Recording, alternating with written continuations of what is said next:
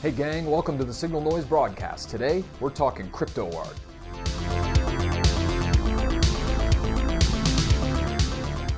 I want to get this out of the way right off the bat. I am not an authority on CryptoArt, so if you're looking for more information on what the scene actually is, check out some of the links I provided below, and maybe give David from Known Origin a follow on Twitter.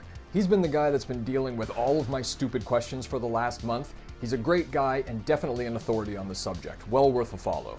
I'm really new to the CryptoArt space, but I managed to mint a few NFTs on the Known Origin platform and the Maker's Place platform that explore my Neowave series and my Overdrive series. So if you want to see some of the stuff I've been up to prior to making this video, you can check out those platforms. I put the links in the description below.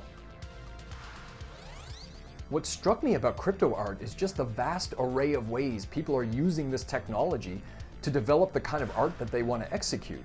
The creativity is so wide, and that's really inspiring, but really intimidating at the same time. So I've been trying to figure out, what do I want to do on these platforms? What do I want to do that's really fun and really personal?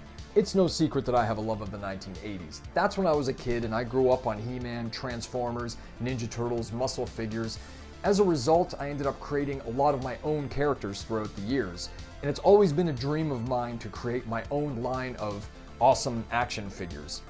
I don't have the know-how to actually make toys. I wish I did, but I'm not a 3D guy and I don't have a 3D printer or money to invest in all of that stuff. But illustrating and designing action figures is the next best thing. So for this new CryptoArt series, I decided to take influence from some of those things I was into as a kid and develop a line of awesome illustrated action figures. I did what I do at the beginning of every project. I just started drawing. I started sketching out some character designs, some of which are based on characters that I loved growing up. Some are from my past that I designed previously, and other ones I just designed because I thought they looked cool. They don't even have names or backstories or anything. The only real brief that I gave myself when I was sketching these characters was they had to be my own. Back in 2013, I developed a line of character prints that were based on previously existing pop culture franchises like wrestlers and superheroes and things, and I really liked that format, but for this line, I wanted to create the content. I wanted to create the IP, and I want all of these characters to be active within the Signalnoise universe, as opposed to a pre-existing franchise. These character designs went really fast, faster than expected. Before I knew it, I had 11 or 12 that were ready to go. So I scanned those, got them into Illustrator, and started working up the vector builds to really flesh out the character's design and color.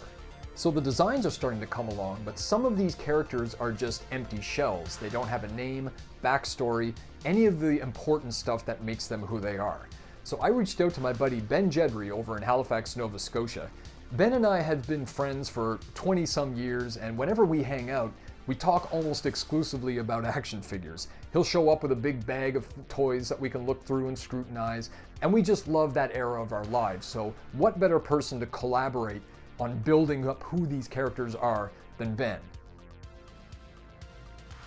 Every 80s toy franchise has a great name.